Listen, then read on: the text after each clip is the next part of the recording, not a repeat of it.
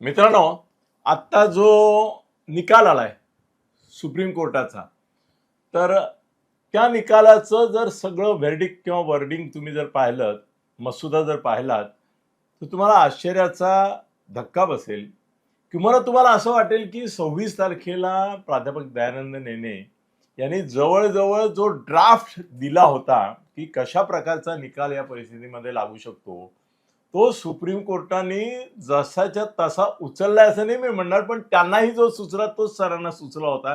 आणि सरांचा जणू काही ते सुप्रीम कोर्टाचे त्या दिवशी न्यायाधीश होते, त्यांनी निकाल दिला आणि आज सुप्रीम कोर्टाने तो तसाच्या तसा दिला. तर आत्ताच तो निकाल आलेला आहे आणि त्याच्यावर भाष्य करायला ज्याने हा निकालच दिला होता आधी आणि आहे पुरावा आमच्याकडे, तर सर आता मी पण काय म्हणतात विद्यार्थ्याच्या भूमिकेत जातो आणि हे सगळं लोकांना समजावून सांगा. कारण मगाचपासून 4 फोन आले यांना विचारणारे, सर निवडणुका रद्द झाल्या का? अरे नाही आहे बाबा, जे काय आहे ना ते तुम्हाला मी सांगतो आणि हे दुसरीकडे तुम्हाला कुठेही ऐकायला मिळणार नाहीये. कारण ह्या व्हर्डिक्टचे काय म्हणतात त्याला संकेत त्याने आधीच दिले होते. सर आता तुम्ही बोलायचं. अनिलजी, तुम्ही 2 चांगले शब्द बोलल्याबद्दल मनापासून धन्यवाद.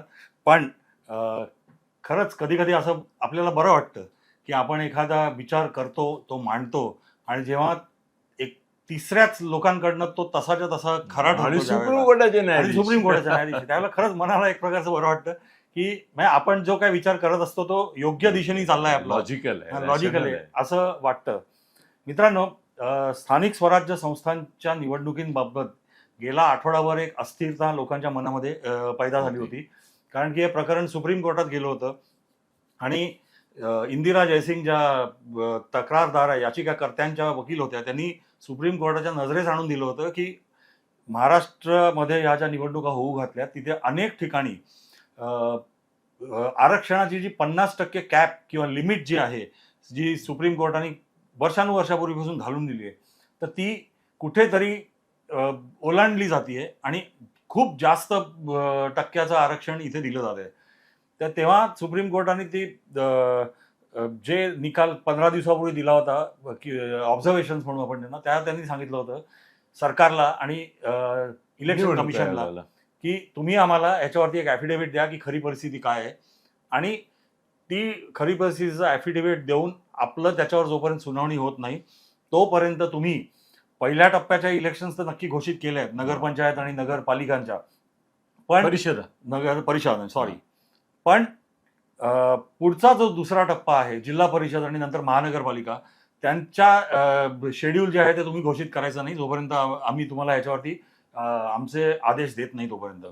तर त्यामुळे संभ्रम स्थिती होती. गेल्या आठवड्यामध्ये जेव्हा हा विषय आला 4 दिवसापूर्वी, तेव्हा पण त्यांनी तारीख पडली, तर लोकांना एक असं मनामध्ये वाटत होतं की अशाच जर का तारखा पडत राहिल्या तर त्या 31 जानेवारीच्या आत निवडणूक आयोगाला ह्या निवडणुका घेणं अशक्य होईल आणि मग त्या पुढे जर का गेल्या तर फेब्रुवारी आणि मार्चमध्ये परीक्षा, शाळेय परीक्षा, कॉलेजच्या परीक्षा, तर हा विषय सगळा एप्रिल मे पर्यंत पुढे जातो की काय. हो. पण खुशखबर आजची अशी आहे की सर्वोच्च न्यायालयाने आज एक निकाल देऊन ह्या सगळ्या निवडणुका घेण्यासाठी हिरवा कंदील दिलेला आहे आणि त्यामुळे आता ही जी प्रोसेस शेड्यूल पुढच्या फेज 2 आणि फेज 3 इलेक्शनची घोषित करण्याची, ती आता प्रक्रिया आजपासून निवडणूक आयोग पुढे सुरू करू शकेल. महापालिकेच्या पण होतील, महापालिकेच्या होतील, जिल्हा परिषदेच्या त्याच्या आधी होतील, पण ती मी जी एक मर्यादा आहे ती नंतर सांगा. तुम्ही ते हे तेच मी निकाल जो तुम्ही ऑलरेडी दिला होता, मी निकाल जो आहे तो तुम्हाला थोडक्यात वाचून दाखवतो आधी इंग्लिशमध्ये, कारण की जो इंग्लिशमध्ये आलेला आहे आणि त्याचं मराठी रूपांतर दोन्ही तुम्हाला सांगतो सगळ्यांना माहितीसाठी. Order taking into consideration these matters are initially ordered to be listed before a 3-judge bench in the second week of January. 3 bench नेमलं हे नवीन घटना आहे, ते मराठीच्या याच्यामध्ये मी सांगतो. Okay. Meanwhile, the elections of municipal councils and nagar panchayats and nagar parishads may take place as notified schedule. However, result of 40 municipal councils and 17 nagar panchayats where reservation exceeding 50% shall be subjected to final outcome of these proceedings. So far as other bodies are concerned, state and the state election commission will be at liberty to initiate election process. However, reservation in these institutions shall not exceed 50%. This condition is also subject to the final outcome of this case. आता याचा मराठीत तुम्हाला अनुवाद करून समजेल अशा ह्याच्यात सांगतो. थोडक्यात सुप्रीम कोर्टाने आज काय सांगितलंय की 40 नगर परिषदांचा निकाल जो ज्या आता होऊ घातल्यात नगर परिषदा नगर पंचायती, तर त्यामध्ये 57 नगर परिषदा आणि नगर पंचायती अशा आहेत की जिथे ही 50% आरक्षणाची जी कॅप आहे ती त्यांनी ओलांडलेली आहे. आता ह्या निवडणुका थांबणार का असं एक भीती लोकांच्या मनामध्ये होती. त्या निवडणुका थांबणार नाही आहेत. पण सुप्रीम कोर्टाने काय सांगितलंय की या ज्या निवडणुका आहेत त्या जे आरक्षण ओलांडलं जात आहे तर ते बरोबर आहे का, किंवा बरोबर जर का नसेल तर त्याच्याबद्दल काय रस्ता काढता येईल किंवा भविष्यामध्ये असं घडू नये म्हणून काय करता येईल, ह्यासाठी सुप्रीम कोर्टाने हा सगळा विषय डिटेलमध्ये ऐकून त्याच्यावरती निर्णय देण्यासाठी एक 3 न्यायमूर्तींचं बेंच त्यांनी एक तयार केलाय आणि त्या बेंचला सांगितलंय की तुम्ही 21 जानेवारीपासून याची हिअरिंग सुरू करा. आता ही पहिली स्टेप. दुसरी स्टेप त्यांनी काय केली आहे की अशा ज्या 57 टोटल आता 288 ठिकाणी नगरपंचायती आणि नगर परिषदांमध्ये पहिल्या फेजमध्ये निवडणुका 2 डिसेंबरला होणार आहेत. त्या निवडणुका घ्यायला कोर्टाने दिली आहे परवानगी. पण त्यामध्ये 57 मी म्हटल्याप्रमाणे अशा आहेत, म्हणजे 40 नगर परिषदा आणि 17 नगर पंचायती जिथे जी टक्केवारी 50% आहे आरक्षणाचं लिमिट ती त्यांनी ओलांडली आहे. तर त्यामध्ये त्यांनी असं सांगितलंय की या 40 नगर परिषदा आणि 17 नगर पंचायतींमध्ये आरक्षणाची मर्यादा 50%हून अधिक झालेली आहे. त्याचा निकाल कोर्टाकडे न्यायप्रविष्ट राहील आणि ह्या प्रकरणाच्या अंतिम निर्णयानंतर त्या निकालांचं काय करायचं त्याच्यावर ते निकालावरती ते अवलंबून राहील. थोडक्यात ह्या ज्या 57 नगर परिषदा आणि नगर पंचायती आहेत तिथे निवडणुका आता होतील पण त्यांचे निकाल घोषित केले जाणार नाहीत. घोषितच नाही केले जाणार. ते निकाल राहतील कोर्टाच्या ताब्यामध्ये. आणि हे जे बेंच 3 लोकांचं त्यांनी बसवलंय तर त्या बेंच सगळी सुनावणी करेल आणि त्याच्यावर त्यांचा जो अंतिम निर्णय होईल त्या अंतिम निर्णयाला अनुसरून ह्या 57 लोकांचं काय करायचं हे ह्या 57 नगर परिषदा आणि पंचायतींचं काय करायचं हे ठरेल. त्यानंतर जिल्हा परिषदा आणि महापालिका ह्या ज्या आहेत ज्या फेज 2 मध्ये होणार होत्या त्या निवडणुका घ्यायला सुप्रीम कोर्टाने परवानगी दिली आहे. फक्त त्यांनी राज्य सरकार आणि राज्य निवडणूक आयोग यांना निर्देश दिलेत की ह्या ठिकाणी कुठच्याही परिस्थितीमध्ये 50%चं आरक्षण तुम्ही ओलांडता कामा नये. आता ते ओलांडायचं नाही म्हणून जे काही करायला लागेल, जी काय पावलं उचलायला लागेल ती तुम्ही उचलायची आहेत, त्यामध्ये आम्हाला पडायचं नाही. त्यामुळे थोडक्यात आता फडणवीसांनी जाहीर केलं की 27%ला आम्ही हात लावणार नाही. मग हे कसं करणार सर? म्हणून हा तिढा आता कसा आहे मला काय वाटतं कसं सोडून नाही. कसं आहे की यांनी ऍक्च्युली हे जेव्हा हिअरिंग चालू होतं त्यावेळेला न्यायमूर्तींनी राज्य आयोग आणि राज्य सरकार दोघांना फटकारलं होतं की तुम्हाला साधं इंग्लिश कळत नाही का? 50% ओलांडायचं नाही हा तर कॉन्स्टिट्यूशन दंडक आहे. तरी पण आमचा गैरसमज झाला आणि ते चुकून असं ते होऊ शकत नाही. तर त्यामुळे ते तुम्ही बघा म्हणून त्यांच्यावर त्यांनी टाकलंय. निवडणुका घ्यायला पाहिजेत कारण की त्या 5 वर्ष रखडलेल्या होत्या.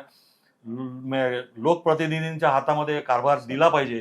तर ह्या अनुषंगाने निवडणुका घ्या पण 50%चं लिमिट तुम्ही कुठच्याही परिस्थितीमध्ये पार करायचं नाही हा निर्देश कायम राहील असं त्यांनी दिलेला आहे. आता मी ज्या आधी म्हणत होतो की 26 तारखेलाच जेव्हा मागचं हिअरिंग होतं आणि यांनी पुढची तारीख दिली, आजची तारीख दिली त्यावेळेला मी एक अंदाज बांधला होता ती केस स्टडी केल्यानंतर. कारण की मी पण कायदा शिकलेलो आहे आणि अजूनही शिकत आहे. विश्लेषक म्हणून आपण आणि आयुष्यभर आपण शिकतच असतो. वेगवेगळ्या गोष्टी जेव्हा पुढे येतात नवीन त्यावेळेला तर त्यावेळेला मी माझ्या फेसबुकवरती ते आहे म्हणजे तो लेख अजूनही आहे. 26 तारखेला मी टाकला, मी तो पाठवला आणि लिंक पण मी बाकी सगळ्यांना व्हॉट्सअप आणि याच्यावरती शेअर केली आहे की ते त्यामध्ये खूप डिटेलमध्ये मी गेलेलो आहे. थोडक्यात मी तुम्हाला जे काय दिलं होतं त्याचे हायलाइट्स वाचून दाखवतो. त्या लेखाला मी टायटल असं दिलं होतं की सध्या निवडणुकांच्या डोक्यावर 50% आरक्षणाची तलवार तारणार का मारणार असं त्या हो. लेखाचं टायटल होतं. आणि त्याच्यात एक प्रश्न पहिला असा उपस्थित केला होता की सगळ्यांच्या मनात जे घर करून बसलं आहे, आरक्षणाची एकूण टक्केवारी 50%च्या पुढे गेली तर या निवडणुका कोर्टात वैध ठरवतील का, कोर्टात वैध ठरतील का?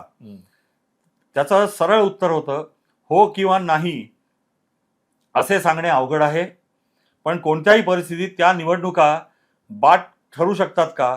तर हो, त्या निवडणुका बाद ठरू शकतात असं मेन्शन केलेलं होतं. कारण की कोर्टाने असे संकेत त्यावेळेला सुद्धा दिले होते की निवडणुका रद्द करण्याचा अधिकार आमच्याकडे म्हणजे कोर्टाकडे आहे आणि कायद्याच्या विरोधात झालेल्या निवडणुका आम्ही कधीही रद्द करू शकतो. हे इनडायरेक्टली त्यांनी सूचित केलं होतं. त्यानंतर त्यांनी पुढे हे सोप्या भाषेत जर का सांगायचं तर जर का 50%ची मर्यादा पाळली नसेल तर जिंकले असले तरी तुम्ही त्या पदावर बसू शकाल अशी खात्री नाही. संदिग्ध ठेवलंय म्हटलं का असं म्हणायला पाहिजे होतं, बसणार नाहीतच तुम्ही पण बसू शकाल असं नाही. त्यामध्ये दुसरा पण त्यांचं एक ऑब्झर्वेशन होतं की तो जो निकाल येईल तो कोर्टाच्या अधीन असेल.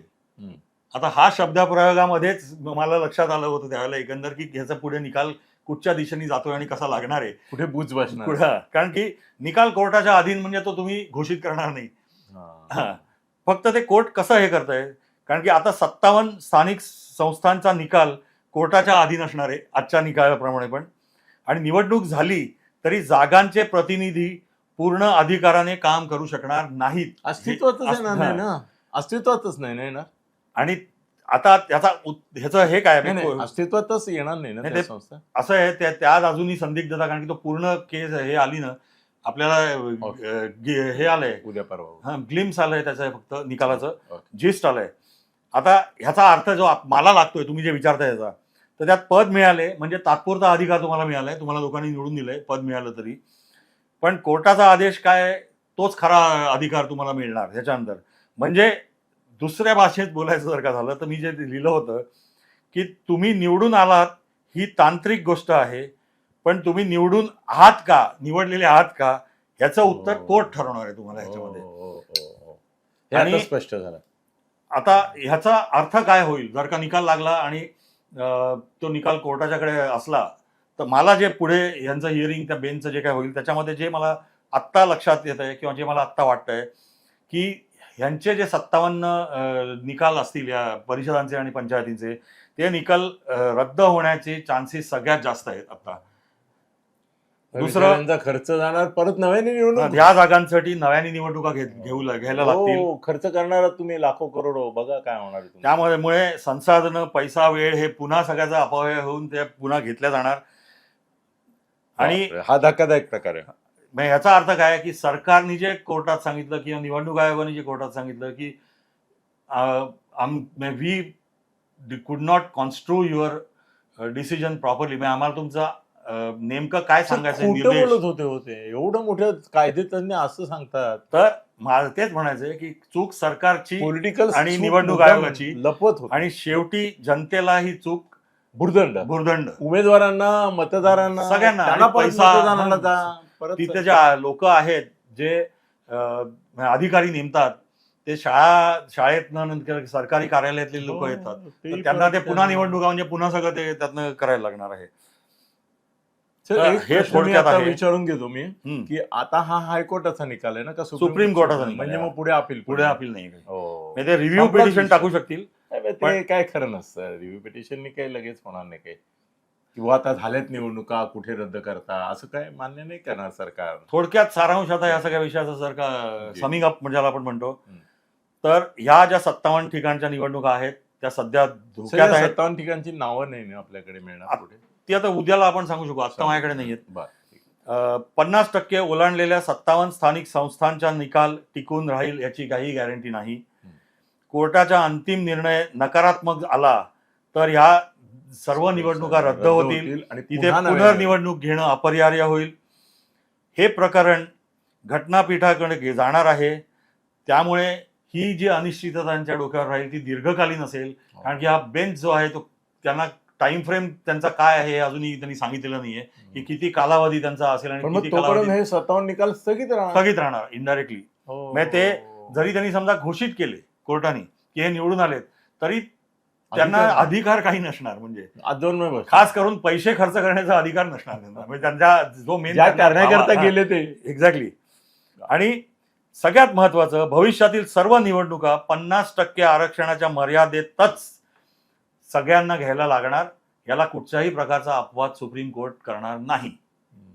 हे सर, आजच्या एकदा निर्णयाचा सारांश. आणि हे एकदा निवडणुकांच्या संदर्भातला 50% हा निकष आला तर तुझ्या सर्व आरक्षणांबाबतही सुप्रीम कोर्ट पसरवू शकतो. अगदी हा एक त्यातला मोठा क्रांतिकारी भाग असू शकतो. बरोबर आहे. मित्रांनो, हा विषय सरांनी आता समजावून सांगितला. आता आणखीन 24-48 तासात त्यांच्याकडे पुन्हा तपशील येतील. पूर्ण निकालपत्र आलं 48 तासाने आणि ते 57 कोण आहेत वगैरे तेही कळू दे लोकांना. ते तर कदाचित उद्या पण करू आणि उद्या ऐकऐवजी 2 करू आपण पाहिजे. हा एक करून दुसरा एक चालेल. तरी चालेल.